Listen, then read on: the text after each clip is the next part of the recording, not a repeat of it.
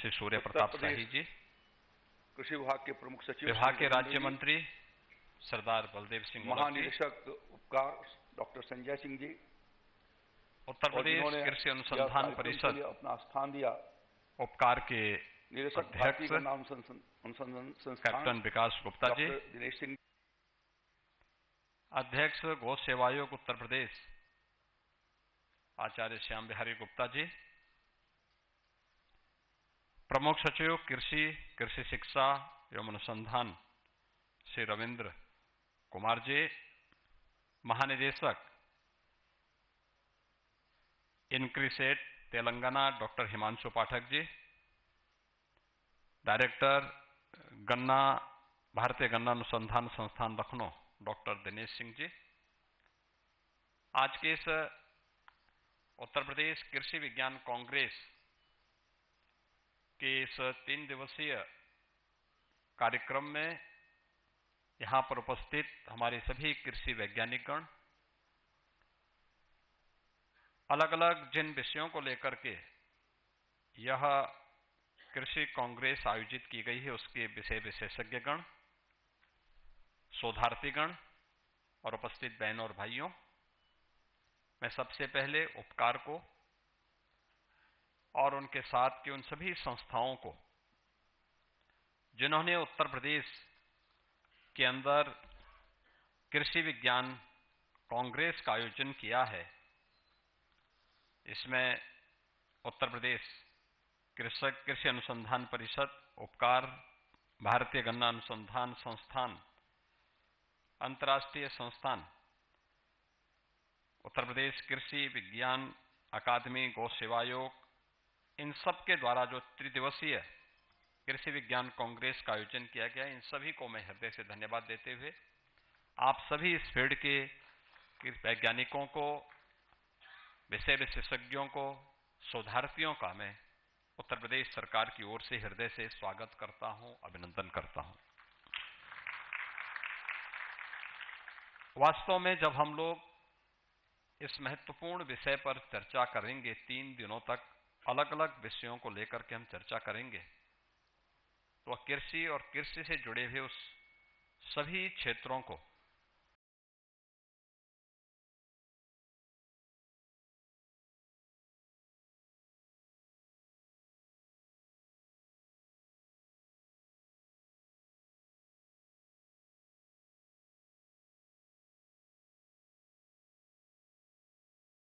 समाहित करते हुए हम यहां पर उन मुद्दों को आगे बढ़ाएंगे जो हमने फील्ड में कार्य करके देखा है या जो परिणाम हम लोग लेकर के आए हैं, उसी चर्चा को हम आगे बढ़ाएंगे।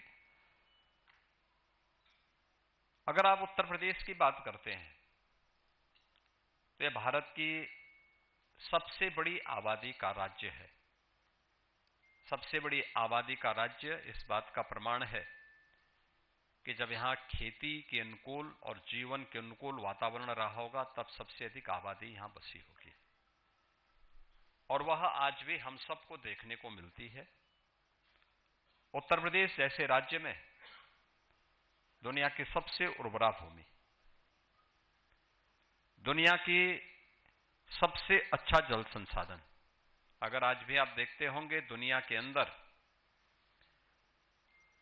अगर सिंचित भूमि का प्रतिशत सबसे अधिक कहीं पे है तो वह भारत के अंदर, और भारत में कहीं है तो वह उत्तर प्रदेश के अंदर ही आपको मिलेगी।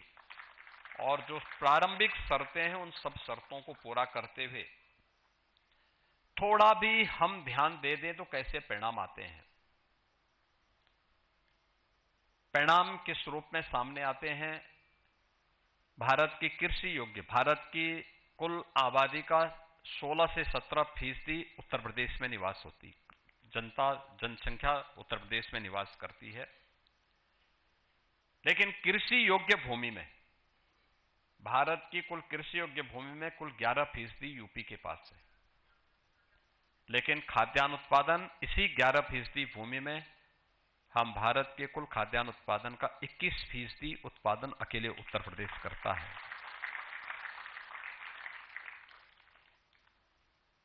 थोड़ा प्रयास कर दिया जाता है, परिणाम कैसे आते हैं? कृषि उत्पादन की जो गति है उसको कैसे बढ़ाया जा सकता है। गत 9 वर्ष में मुझे इस बात पर प्रसन्नता की अनुभूति होती है कि थोड़े बहुत प्रयास जब किए जाते हैं तो परिणाम कैसे आते हैं। हमने कृषि विकास की दर को उत्तर प्रदेश के अंदर 8% से बढ़ा करके 18% तक पहुंचाने में सफलता प्राप्त की है। और जिस क्षेत्र में सबसे अधिक पोटेंशियल यूपी के अंदर मौजूद है वह फेड़ में मानता हूं कृषि और कृषि से जुड़ा हुआ क्षेत्र है। अगर आप भारत के विकसित भारत और आत्मनिर्भर भारत की गाथा को देखेंगे, जब ये भारत दुनिया के अंदर दुनिया की अर्थव्यवस्था में, जब उत्तर प्रदेश यानी भारत जब 44 से 45% अर्थव्यवस्था पर उत्तर प्रदेश का अधिकार था, उसका आधार भारत की कृषि थी, यानी भारत का अन्नदाता किसान था और भारत का कारीगर था। यानी यही दो थे। यहां पर खेती को हमने केवल किसान को केवल खेती तक सीमित नहीं रखा था, वो अपने आप में कारीगर भी था। ये दोनों काम मिलकर के होते थे। हमारा किसान उत्पादक था और वही किसान जब कारीगर के रूप में काम करता था तो उद्यमी के रूप में भी अपने आप को स्थापित करता था। यानी कारीगर उत्पादक से उद्यमी बनने की गाथा है भारत की कृषि की, और वैदिक काल से उत्तर प्रदेश उसकी भूमि रही है। आक्रांताओं ने भारत की खेती पर ही हमला नहीं किया, यहां की उद्यमिता पर भी हमला किया। जो किसान पहले उत्पादक था और फिर उसको कारीगर के माध्यम से उद्यमी बनने की गाथा को आगे बढ़ाता था, उसको केवल कच्चा माल पैदा करने का अधिकार दिया गया।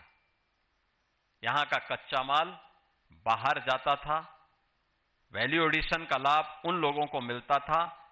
हमारा किसान जो उत्पादक था वह उत्पादक किसान कर्जदाता हो गया। हमारा कारीगर जो उद्यमी था वह बेरोजगार हो गया। और परिणाम हम सबके सामने किस रूप में। इस देश ने आजादी के बाद की बात छोड़ दो,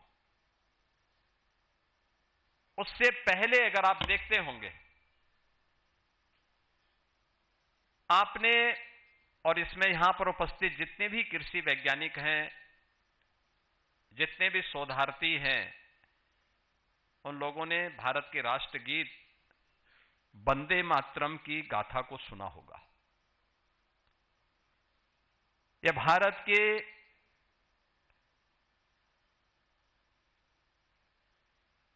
अंदर आनंद मठ पर आधारित एक उपन्यास है, उस उपन्यास का एक पार्ट है। यह बंगाल के त्रासदी पर आधारित गीत है। बंगाल के अंदर जब अकाल पड़ती है, क्या स्थितियां हुई थी, लोग भूखों मर रहे थे। वहां का एक जमींदार महेंद्रनाथ के परिवार पर भी किस प्रकार की बीती थी, और फिर सन्यासी विद्रोह हुआ था। उस समय के ब्रिटिश और औपनिवेशिक काल में किस प्रकार का शोषण होता था, उसकी पूरी गाथा उस आनंद मठ के अंदर समाहित की गई है। यह भारत के उस उत्पादक किसान को जब कर्जदाता बना दिया जाता है तो कर्जदाता बनने की गाथा अकाल के रूप में और त्रासदी के रूप में हम सब के सामने देखने को मिलती है। और यही हम सब ने देखा है, यही गाथा है हमारे सामने। और मुझे लगता है कि इन सब बिंदुओं पर चर्चा करने की आवश्यकता है, देखने की आवश्यकता है। संभावनाएं आपके सामने हैं, उन संभावनाओं को कैसे आप जमीनी धरातल पर उभार करके दुनिया को अपनी ओर आकर्षित कर सकते हैं, यह सामर्थ्य आपके सामने अभी आने वाली समय की चुनौतियां भी हैं। आज यद्यपि एक खुशखबरी आप सबको और दुनिया के सामने है कि जो गल्फ में वार चल रहा था उसमें सीज फायर कुछ समय के लिए हुआ है। क्या स्थितियां होती हैं अभी कुछ कहा नहीं जा सकता। हॉर्मुज जल डमरू मध्य से पेट्रोलियम उत्पादों का आवागमन सुचारू रूप से हो पाता है कि नहीं हो पाता है। फर्टिलाइजर उत्पादन और उसके बाद की परिस्थितियां क्या होती हैं, वह सप्लाई चेन बनाने में कितना समय लगता है। और जब भी हमारी निर्भरता दूसरों पर रहेगी तो हमें असहाय और चौराहे पर किम कर्तव्य विमूढ़ की स्थिति में जरूर खड़ा कर देगा। और वही स्थिति आज हमारे सामने ही नहीं, दुनिया के अंदर जिन लोगों ने भी अपनी परंपरागत खेती को छोड़ा था। वैदिक कालीन भारत,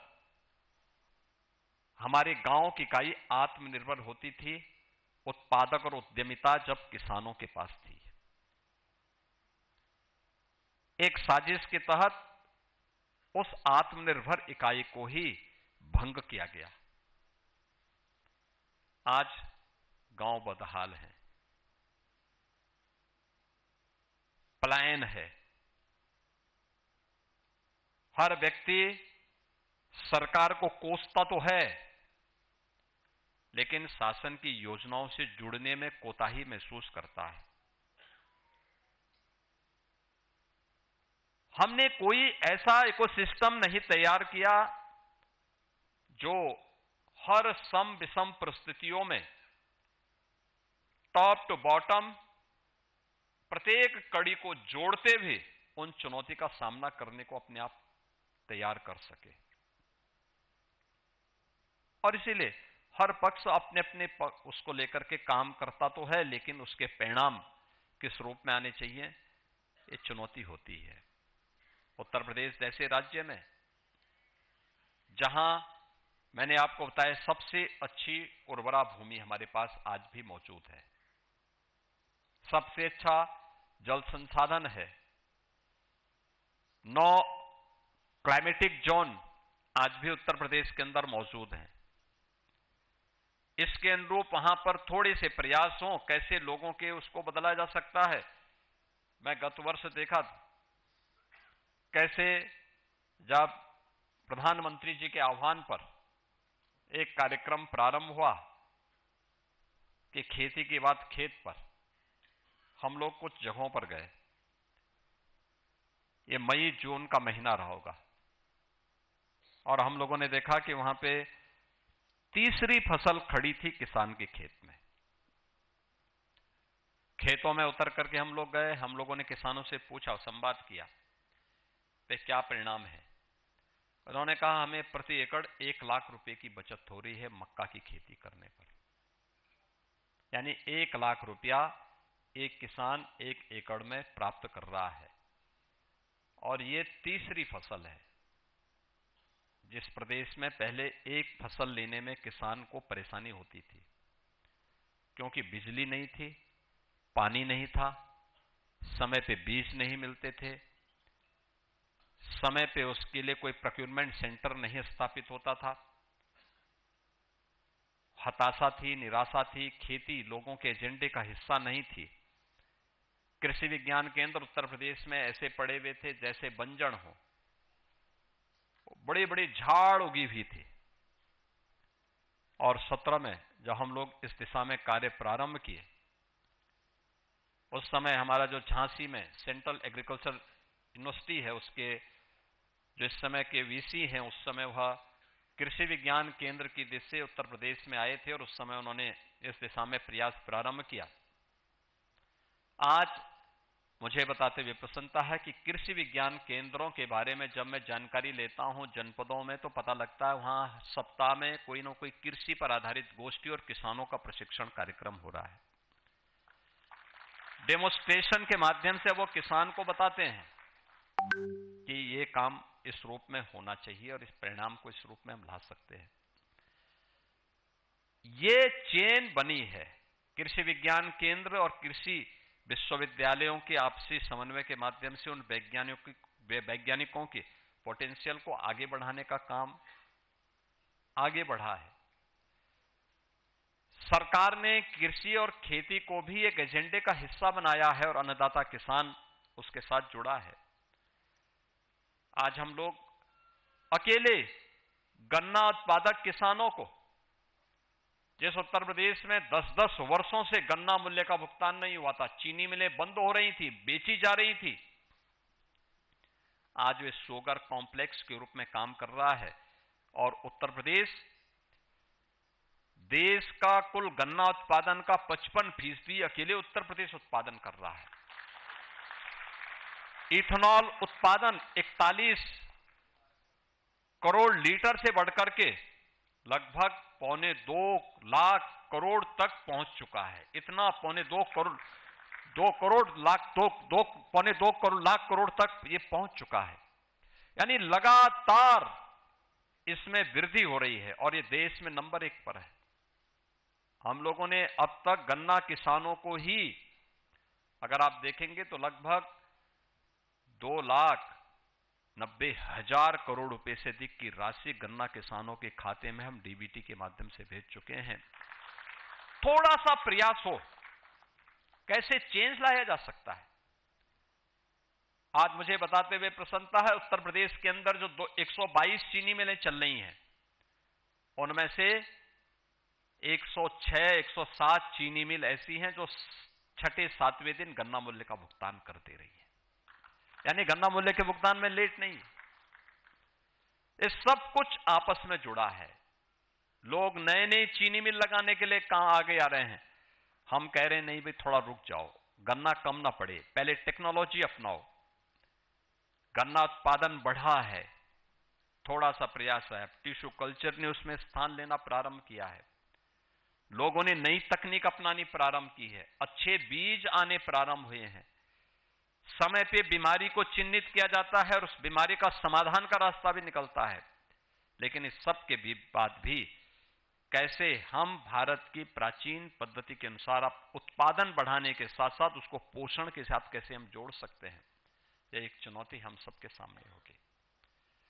कैसे हम फर्टिलाइजर का स्थान नेचुरल फार्मिंग के साथ और जैविक खेती के साथ ले सकते हैं, इस पर कार्य को आगे बढ़ाने की आवश्यकता है। उन बातों को आगे बढ़ाने, तकनीक कैसे किसान के उत्पादक कम लागत में उत्पादन ज्यादा कर सकता है, इन सभी मुद्दों पर अब कार्य को आगे बढ़ाने की आवश्यकता है। और इन्हीं सब बातों को लेकर के आज भारत को खाद्य उत्पादन के लिए, खाद्य संकट के लिए जूझना नहीं पड़ रहा है। पर्याप्त मात्रा में प्रचुर खाद्य उत्पादन भारत के अंदर हो रहा है, भूखमरी की स्थिति नहीं है। चेंज कैसे लाया जा सकता? 2014 के पहले याद करिए, देश के अंदर सबसे ज्यादा किसान आत्महत्या कर रहा था। आज देश के अंदर ये स्थिति, अगर किसी का इंडिविजुअल कोई मामला हो उसको छोड़ दिया जाए तो आत्महत्या किसान के स्तर पर एकदम समाप्त हो गया है। ये परिवर्तन, किसान की आमदनी कई गुना बढ़ी है। यह परिवर्तन आज हम सबको एक नया चेंज हम सबको देखने को मिलता है। और इसलिए आज के दिन पर हम सब इस बारे में देखते हैं। मैं 17 के पहले भी देखता था, 17 के बाद भी मैं लगातार इस बात को देखता हूं। 17 के पहले की चुनौती क्या थी? कोई, यानी पब्लिक के मन में, किसान के मन में एक अविश्वास था, उसको सरकार पे कोई फेथ नहीं थी, उसका कोई विश्वास नहीं था, क्योंकि उसे मालूम था ये लोग जो बोल रहे हैं इनको खेती किसानी से कोई मतलब है नहीं। किसान आत्महत्या करता था, पलायन करता था, अलग अलग प्रकार से वह प्रताड़ित होता था। कोई सरकार की नीति नहीं थी। अन्नदाता उस समय केवल एक चुनावी मुद्दा होता था और इसीलिए जाति के नाम पर लोग बांटते थे, तमाम प्रकार के वादों में बांटते थे। लागत अधिक थी, उत्पादन कम होता था और जो उत्पादन भी करता था उसमें बिचौलिए हावी थे। यानी प्रोक्योरमेंट सेंटर नहीं चलते थे, बिचौलियों के माध्यम से सब खरीदा जाता था और परिणाम क्या होता था? अन्नदाता कर्ज के रूप में बोझ से दबता था और वह आत्महत्या करने के लिए मजबूर होता था। और 2017 के बाद हम लोगों ने कार्य जो प्रारंभ किया, आज हमारे पास इसके लिए स्पष्ट नीति है। हमारे पास आज अन्नदाता किसान को बीज से लेकर के उसके उत्पाद को खरीदने और उसको वैल्यू एडिशन के साथ जोड़ने के लिए भी सरकार के पास एक स्पष्ट नीति भी है, कार्यक्रम भी हैं और हम उसके उत्पाद को लागत का 1.5 गुना से अधिक दाम एमएसपी के रूप में उसको उपलब्ध करवा रहे हैं, उसके क्रय केंद्र के रूप में ही उसे हर प्रकार का सपोर्ट दे रहे हैं। यानी उत्तर प्रदेश के अंदर 85 से 86% भूमि तो सिंचित भूमि है। सरकार के द्वारा संचालित ट्यूबवेल तो पहले से फ्री बिजली दे रहे थे, नहरों से फ्री पानी हम दे ही रहे थे, लेकिन साथ साथ उत्तर प्रदेश के अंदर 16 लाख ऐसे ट्यूबवेल थे जिनको बिजली का कनेक्शन लेकर के किसान संचालित करता था और उसको बिजली का बिल चुकाना पड़ता था। हम लोगों ने 2 वर्ष पहले उसको भी माफ करके सरकार उसका भुगतान करती, 3000 करोड़ रुपए सरकार उसका भुगतान उत्तर प्रदेश पावर कॉर्पोरेशन को करती है और किसान को फ्री में बिजली वहां भी उपलब्ध करवा रही है। जो 23 लाख ऐसे ट्यूबवेल हैं जो आज भी बिजली के कनेक्शन नहीं, उसको हम सोलर पैनल से जोड़ने की कार्रवाई को आगे बढ़ा रहे हैं, जिससे अन्नदाता किसान को वहां भी राहत मिले। नहरों का जाल बिछाया जा रहा है। आप सोचिए, वर्षों से, कई दशकों से सरयू नहर राष्ट्रीय परियोजना 1972 में योजना बनी थी, 1977 में उसका शिलान्यास हुआ था और 2021 तक पूरी नहीं हो पाई थी। 2021 में हम लोगों ने इसे पूरा किया और आज वह 14 लाख हेक्टेयर लैंड को सिंचाई की सुविधा उपलब्ध करवा रही है सरयू नहर राष्ट्रीय परियोजना। ऐसे ही अन्य तमाम परियोजनाएं थी, अधूरी पड़ी हुई थी, कहीं पैसा नहीं आता था, कहीं पे सरकार की इच्छा शक्ति का अभाव था, सरकार के एजेंडे में किसान और खेती नहीं थी, और अगर वहां किसान अपने पुरुषार्थ से कर भी लेता था तो जंगली जानवर अगर नहीं है तो निराश्रित गौ वंश उन फसलों को चौपट करते थे। आज जंगली जानवरों से भी नुकसान को रोकने की तैयारी की गई है, सोलर फेंसिंग उपलब्ध करवाए जा रहे हैं। साथ साथ पहली बार हुआ है और यूपी का मॉडल देश के अंदर लागू किया जा रहा है। 16 लाख गोवंश को हम निराश्रित गो आश्रय स्थल बनाकर 7,700 गो आश्रय स्थल बनाकर के हर गाय को 1500 रुपये महीना उसके भरण पोषण के लिए सरकार उपलब्ध करवा रही है। मैं तो कृषि अपने गौ सेवा आयोग को बोलते बोलते थक गया कि इनको हर गौशाला में जाना चाहिए, गाय को भरण पोषण पर्याप्त मिले और वहां को प्राकृतिक खेती के साथ उन गौशालाओं को आप जोड़िए। यानी इस स्तर पर जाके सरकार कार्य कर रही है। आपके बुंदेलखंड में अन्ना प्रथा समाप्त सा हो गया, हर जगह उसके परिणाम है। लेकिन सरकार की योजना का प्रचार प्रसार गौ सेवा आयोग के स्तर पर जिस रूप में होना चाहिए उसका अभाव आज भी दिखता है। किसान को जोड़ने की आवश्यकता है इसमें। फार्मर रजिस्ट्री के माध्यम से हर किसान को उस व्यवस्था के साथ जोड़ना, अंश निर्धारण के कार्यक्रम को समय पे आगे बढ़ा देना, जैसे तकनीक पर आधारित हम किसी योजना को जोड़ते हैं तो लाभार्थी को सही ढंग से उसका लाभ प्राप्त हो जाता है। और यही कार्य आज हम सबको करना होगा और इस कार्यक्रम को हम आगे बढ़ा सकते हैं।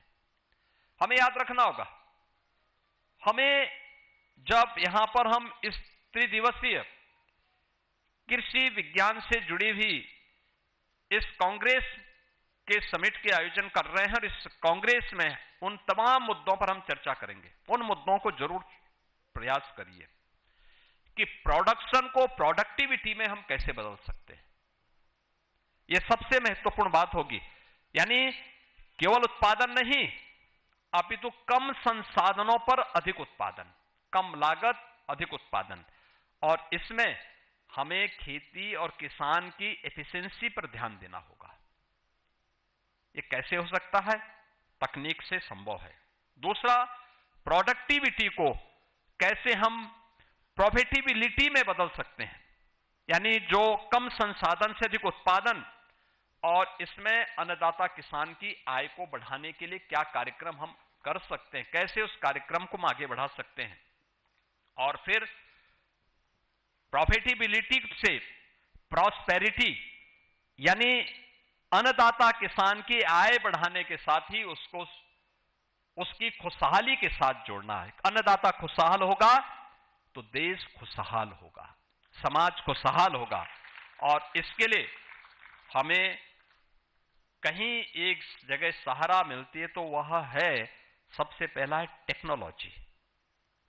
टेक्नोलॉजी पर आधारित नेक्स्ट जनरेशन फार्मिंग, कैसे हम इस दिशा में कार्य कर सकते हैं। टेक्नोलॉजी और डाटा से संचालित आज के इस युग में हम अपने अन्नदाता किसान को कैसे जोड़ सकते हैं, इसके बारे में। कृषि में प्रिसीजन, यानी ड्रोन से सटीक और नियंत्रित तरीके से खाद का छिड़काव। आप देखते होंगे खेती में जहां पे तकनीक का उपयोग किया जाता है, एक जैसी खेती दिखाई देती है, लेकिन जहां पर लोग बेतरतीब तरीके से छिड़काव करते हैं तो उसमें भी खेती में भी विषमता हमें देखने को मिलती है। सब पता लग जाता है क्या स्थिति है, हम उसका कर सकते हैं। सैटेलाइट से भूमि और मौसम की निगरानी करना। आप देख रहे होंगे इस समय असमय बरसात, अतिवृष्टि, ओलावृष्टि, आंधी तूफान के कारण खड़ी फसल पूरी नष्ट हुई है। आज मैंने यद्यपि कई बैठक, लेकिन आज मॉर्निंग में ही मैंने काफी बड़ी बैठक ली है कृषि से जुड़े हुए इस मुद्दे को लेकर के। यानी खेती जब किसान उसको अपने घर में लेकर के समेटने के लिए जा रहा था, तीसरी चौथी बार अतिवृष्टि, ओलावृष्टि और आंधी तूफान से उसकी फसल लगभग नष्ट हो गई है। और इसके लिए सरकार ने अब अपनी एक कार्य योजना बनाई। आज प्रातःकाल ही मैंने एक व्यापक कार्य योजना को आगे बढ़ाने के लिए कहा। एक कि सबसे पहले इस पूरी प्रक्रिया में कहीं जनधन की हानि हुई है तो उत्तर प्रदेश एक ऐसा राज्य है जहां पर वह जो हमारा किसान है, किसी भी आपदा में जनहानि पर अन्नदाता किसान या बटाईदार या उसके परिवार के किसी सदस्य के दुर्घटना की चपेट में आने पर उसको तत्काल कंपनसेशन देने की व्यवस्था हम करते हैं। और उसके लिए मुख्यमंत्री कृषक दुर्घटना बीमा योजना के अंतर्गत हम उसे 5 लाख रुपए की धनराशि तत्काल उपलब्ध करवाते हैं पीड़ित परिवार को। हमने कहा 24 घंटे के अंदर अन्नदाता किसान को यह सहायता मिलनी चाहिए। पशु हानि पर भी राहत कोष से यह राशि उसको तत्काल उपलब्ध हो जाए।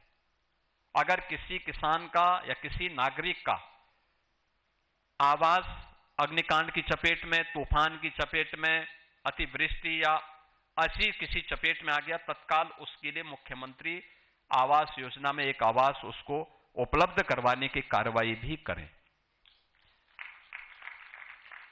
अतिवृष्टि, ओलावृष्टि के कारण जो नुकसान हुआ है, स्वाभाविक रूप से बीमा कंपनियां सर्वे करेंगी, अपने अनुसार देंगी, पूरा नहीं दे पाएंगे। हमारा प्रयास होना चाहिए कि बीमा कंपनियां तो उसको कंपनसेट करे ही, साथ साथ राज्य को आपदाग्रस्त घोषित करते हुए हम हर पीड़ित किसान को सरकार के स्तर पर मदद करें। और सरकार ने उसके लिए आज आदेश जारी कर दिए हैं। बहुत इस पर हर जिलाधिकारी को आज ही आदेश जारी हो रहे हैं। ये चुनौती हमारे सामने बनी रहेगी, लेकिन हम लोग खेती की प्रक्रिया को भी, अगर हमें पूर्व अनुमान हमारे सामने हैं, तो बहुत सारी जगह हम इन कार्यों